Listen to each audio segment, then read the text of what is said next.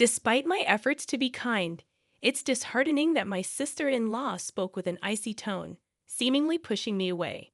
She remained resolute about claiming my brother's estate and showed no willingness to compromise. I couldn't shake the growing anxiety that enveloped me, casting a shadow on my spirits. I'm Kathy Morgan, a 27-year-old doctor at a university hospital. My brother recently passed away, and today marks his funeral. I find myself at his house, surrounded by people who remember him. Amidst the crowd, Jocelyn, my brother's wife, approached me. Ah, there you are, Kathy. I'm glad I found you. You've been working hard today. Could we talk over there for a bit?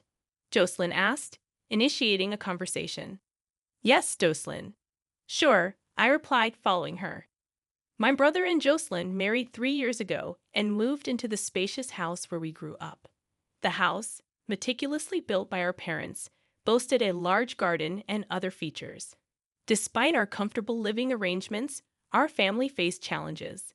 My mother battled a chronic illness, confining her to a hospital since my early childhood. My father's wealth allowed us a comfortable life, but he too succumbed to overwork and joined my mother in death. Left alone in the large house, my brother and I became each other's company. Though he continued living there and flourished in his medical career, I ventured into a life of my own after university. The days leading up to my brother's funeral passed in a blur. As we moved from crowded rooms to quieter hallways, Jocelyn approached me with a grave matter. Actually, there's something I need to talk to you about, Kathy. It might seem too soon after the funeral, but it's about the inheritance. It's a very important matter. So, I believed it was necessary to have a discussion with you beforehand. However, I found myself bewildered and uneasy as Jocelyn suddenly broached the topic of inheritance. Are you talking about my brother's inheritance? I asked, seeking clarification. Yes, that's right. Since we don't have children, the inheritance would be between you and me. Legally, I would get 3/4 and you 1/4, so I would inherit $1 million, Jocelyn explained, her hand covering her mouth, a subtle smile forming. Her revelations didn't stop there. Oh, and I'll be taking this house too. After all, it's the house where I lived with Henry, and it's filled with our memories as his wife. It's only natural that I inherit the house, right? She continued. What I wanted to confirm with you, Kathy, was this. You don't have any objections, do you? Jocelyn spoke gently and calmly, but there was a lack of the expected sorrow over losing her husband. I had only met Jocelyn at my brother's wedding, making this our second encounter. The indescribable unease I felt during our first meeting returned as I observed her behavior. Back then, I only vaguely understood, but now, after losing my brother, she seemed to be revealing her true nature. Unable to contain my discomfort, I confronted Jocelyn. Jocelyn, I think this is not the way such important matters should be discussed. Properly, on another day, I asserted. Upon my objection, Jocelyn suddenly turned distant.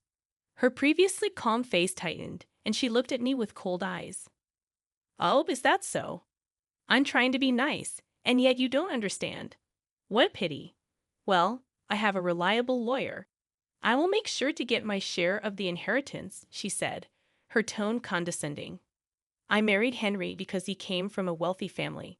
Why would I marry such a serious and boring man for any other reason? He was truly uninteresting, and I'm genuinely relieved that he's gone from this world.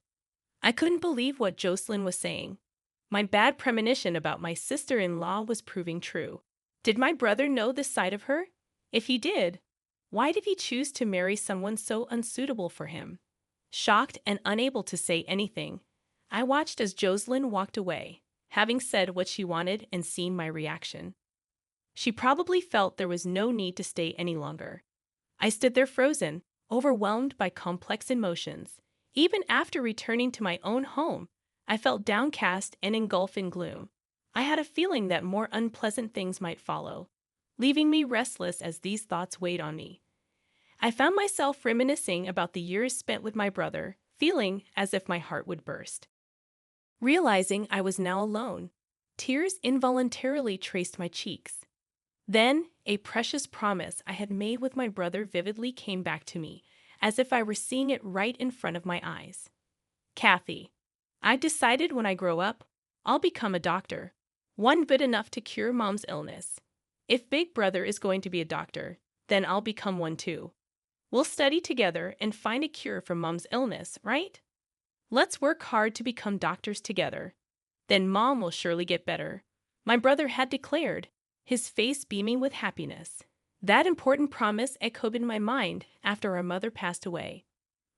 My brother reaffirmed his resolve to me, saying, Kathy, I've decided to pursue medicine. There are many people like Mom fighting against diseases. I want to continue researching until we find a treatment for her illness. I shared his sentiment, and together we seriously aimed to become doctors. But now my brother is gone, and I felt the weight of working hard for both of us. 3 days later, a problem arose. I received a call on my cell phone from the hospital where my brother had worked. The caller, Robert, a subordinate of my brother, apologized for contacting me suddenly and expressed a need to discuss something regarding Henry's wife. Agreeing to meet at the hospital, I waited in the cafeteria for Robert.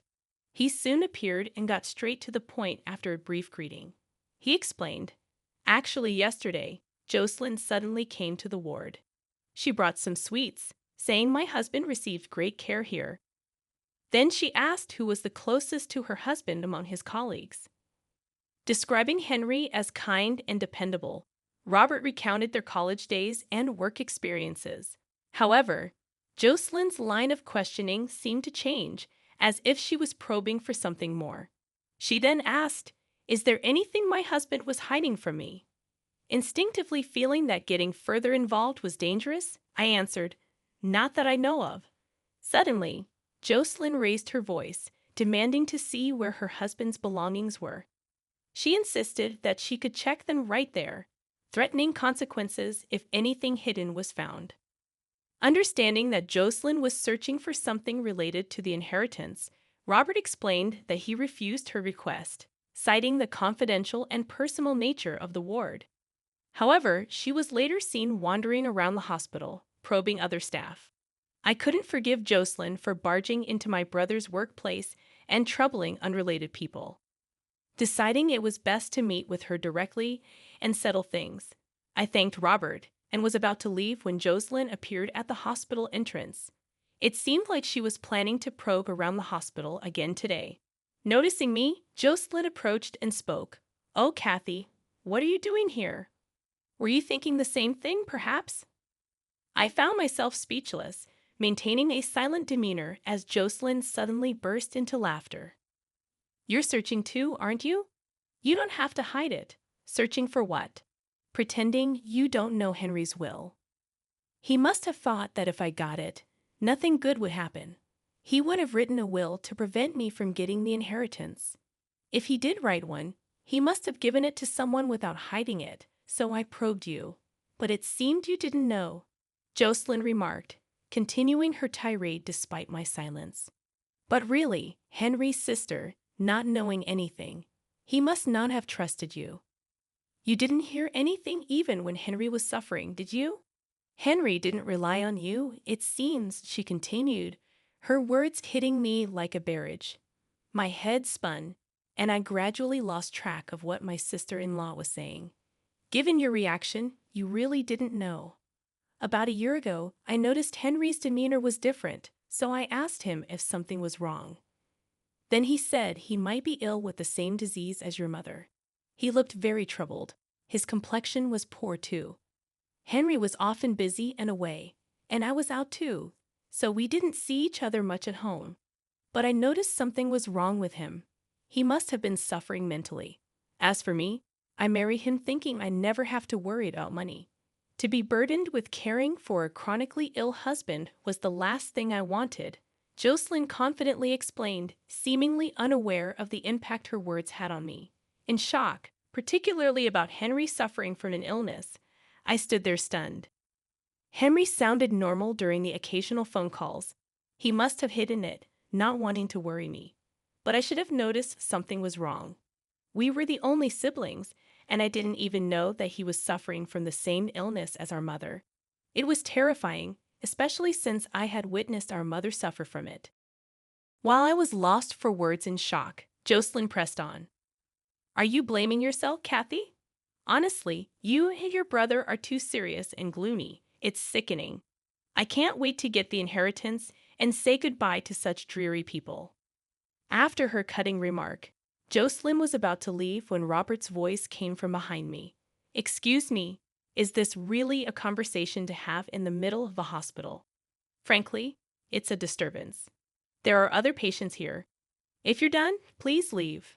Robert, is that you? Were you eavesdropping just now? That's very polite of you. Even if Jocelyn raises her voice, if it's a conversation I don't want to hear, I can't help but overhear it. Jocelyn retorted, turning around with a surprised expression. Ah, Dr. Hansen, weren't you abroad? When did you return? Ah, yes, that's right. I departed from there the day before yesterday and just returned. I was supposed to come back sooner, but my flight was delayed. You're Kathy Morgan, Henry's sister, right?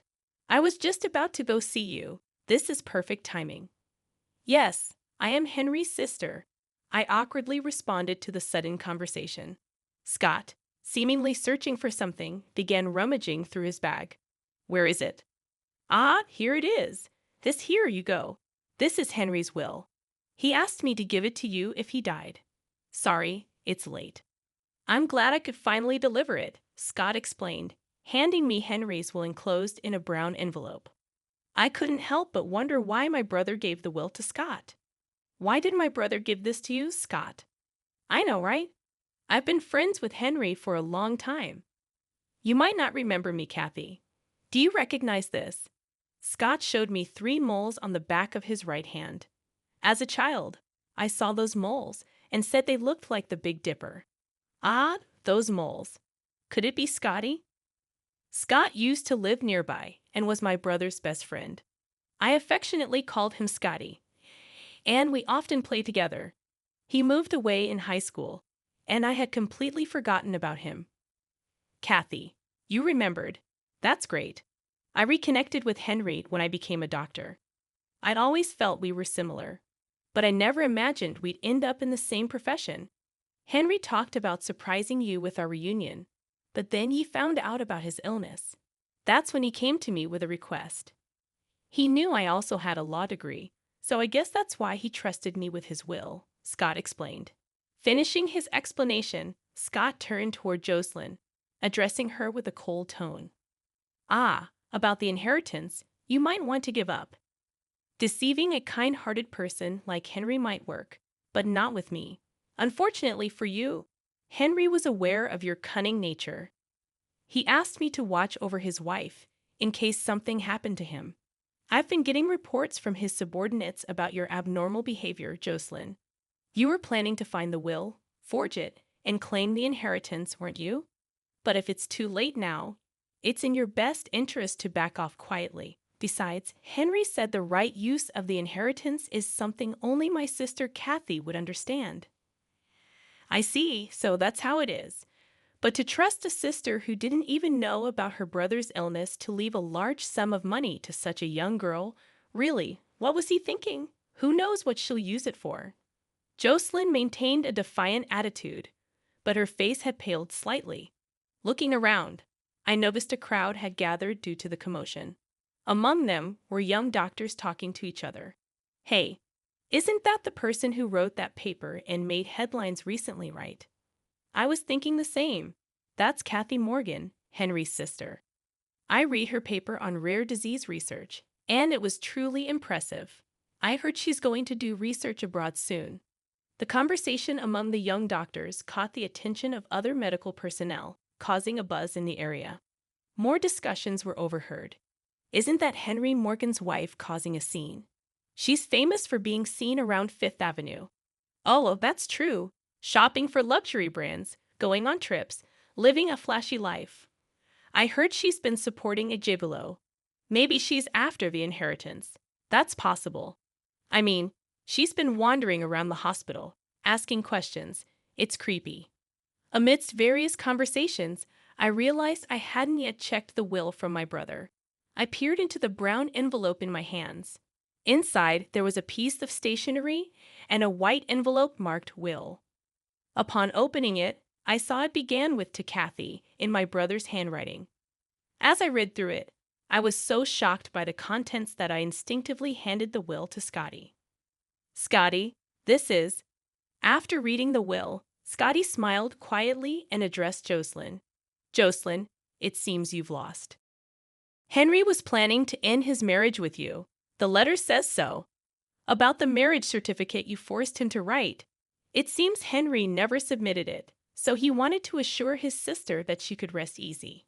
You and Henry were effectively in a common law marriage.